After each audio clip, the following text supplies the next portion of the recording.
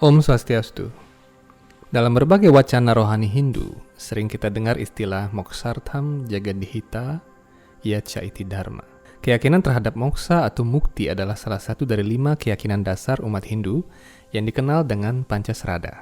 Dalam arti sederhana, moksa berarti bebas, dan tujuan akhir agama Hindu adalah untuk mencapai pembebasan dari segala keterikatan material. Definisi tersebut mungkin masih sangat abstrak bagi Anda. Orang dewasa pun mungkin tidak paham mengenai apa maksud kata bebas dan apa arti keterikatan material. Jika Anda mengajarkan tentang Pancasrada kepada anak-anak, apa yang akan Anda katakan tentang moksa?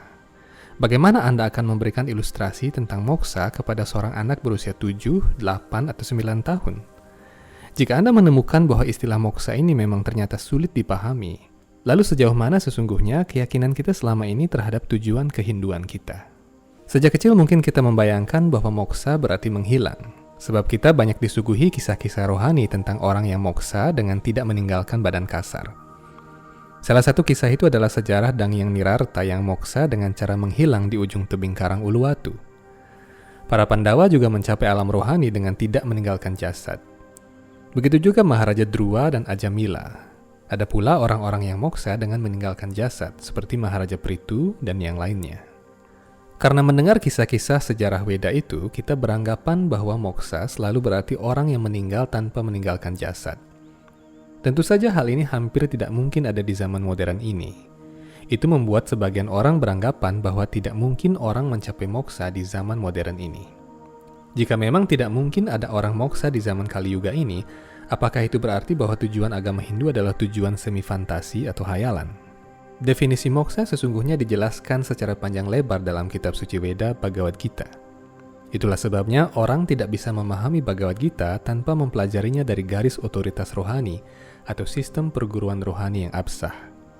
Apabila seseorang mencoba menafsirkan Bhagavad Gita dengan kesarjanaan duniawi atau logika pikiran saja, makna Bhagavad Gita yang sejati tidak akan pernah ditemukannya. Moksa secara sederhana berarti bebas dari dosa. Simpel sekali bukan? Apabila Anda bebas dari dosa, maka Anda moksa. Jika Anda bebas dari dosa, Anda tidak pergi ke surga, melainkan kembali ke alam Tuhan atau alam rohani. Menurut para otoritas suci yang memahami Weda, moksa tidak bisa dicapai dengan berbuat baik, karena perbuatan baik, apalagi buruk, akan menimbulkan reaksi karma. Ini disebut karma pala. Sebagai contoh, tatkala Anda berhenti di lampu merah, Anda melihat seorang gelandangan. Karena kasihan, Anda memberinya uang. Perbuatan Anda sangatlah welas asih. Perbuatan seperti ini patut dipuji tentunya, dan termasuk dalam perbuatan baik atau dharma. Namun sesungguhnya Anda tidak pernah tahu uang itu akan digunakan untuk apa. Bagaimana jika gelandangan itu berniat mencuri dan dengan uang itu dia membeli sebuah pisau? Karena itu perbuatan baik atau buruk di dunia ini akan menimbulkan reaksi berantai atau chain reaction.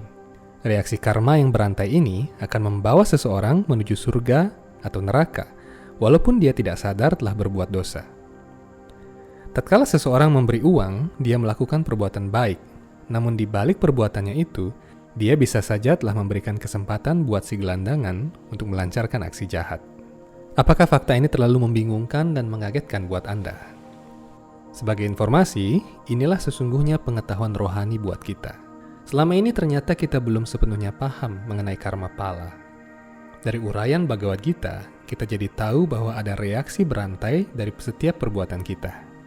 Ini memberi kita pelajaran agar senantiasa berhati-hati dalam berbuat. Kita tidak pernah tahu perbuatan baik kita ternyata menimbulkan keburukan. Lalu perbuatan apa yang bisa dilakukan seseorang apabila ingin mencapai moksa? Jawabannya lagi-lagi ada dalam Bhagavad Gita bab 2 dan bab 3.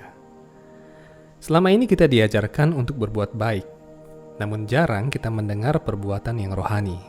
Mungkin beberapa di antara Anda baru mendengar istilah ini. Dalam Bhagavad Gita, perbuatan rohani ini disebut akarma. Jadi alurnya seperti ini. Apabila seseorang sungguh-sungguh ingin mencapai moksa, dia harus bebas dari belenggu reaksi karma pala. Reaksi karma pala yang berantai inilah yang menimbulkan dosa dan membuat atma pergi ke surga maupun ke neraka, lalu mengalami punarbawa atau kelahiran kembali. Kelahiran kembali berarti menderita lagi.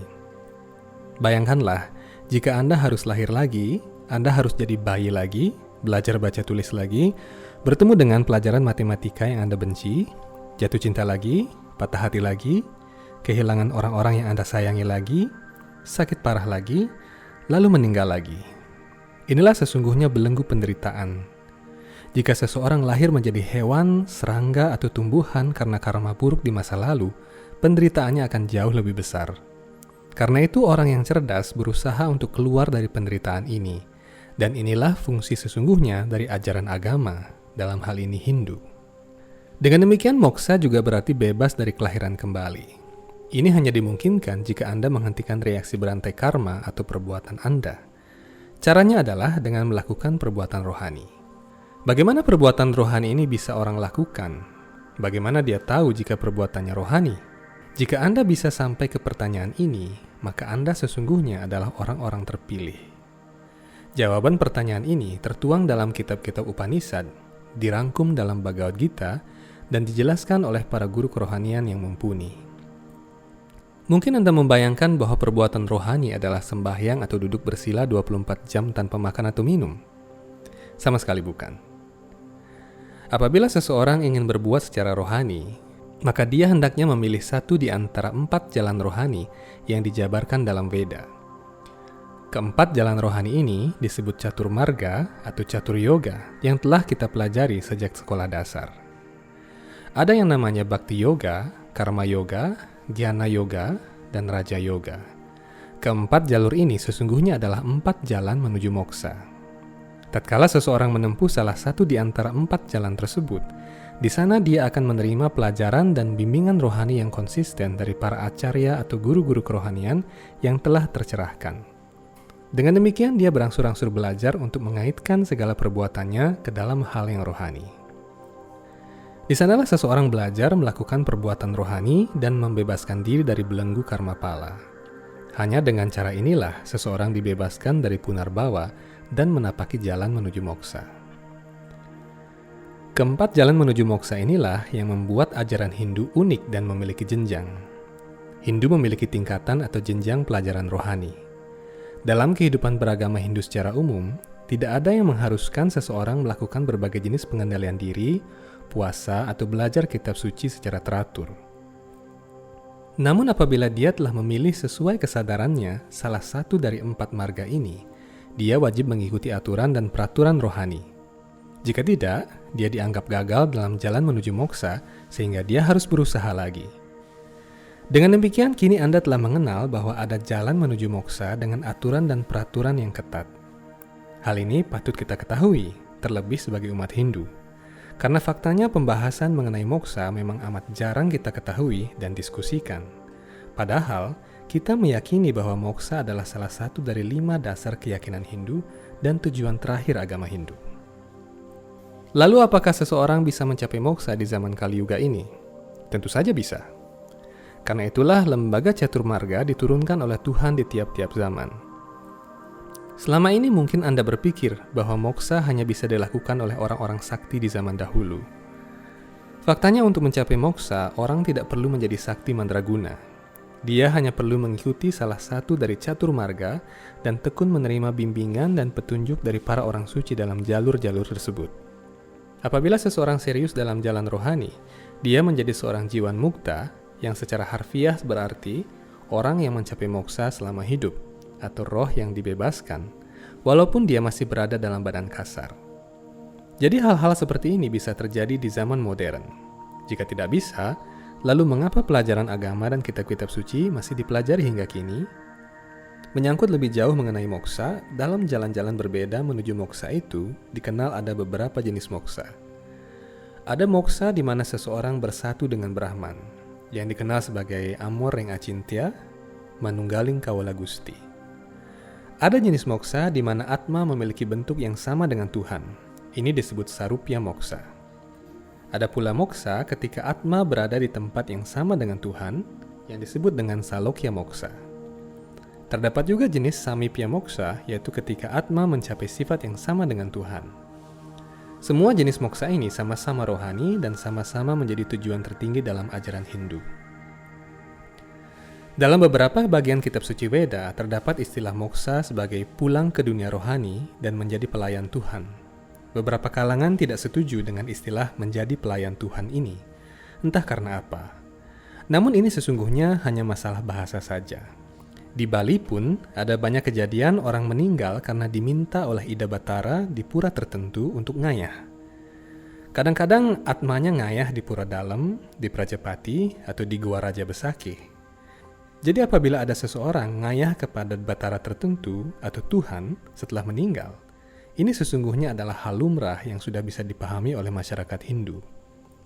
Apabila ada istilah moksa menjadi pelayan Tuhan di dunia rohani, maka hendaknya diketahui bahwa jenis moksa yang dicapai adalah salokya moksa atau tinggal di tempat yang sama dengan Tuhan.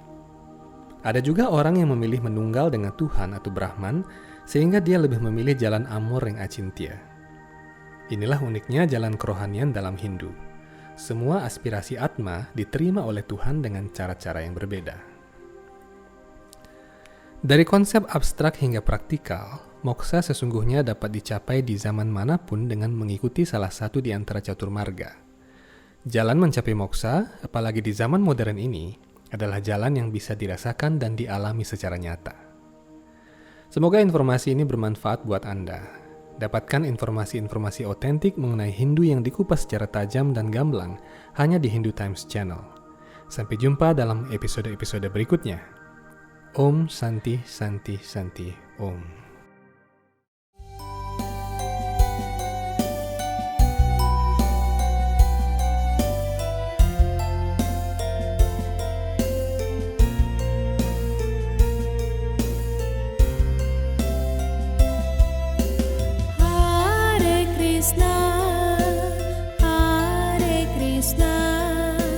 Krishna Krishna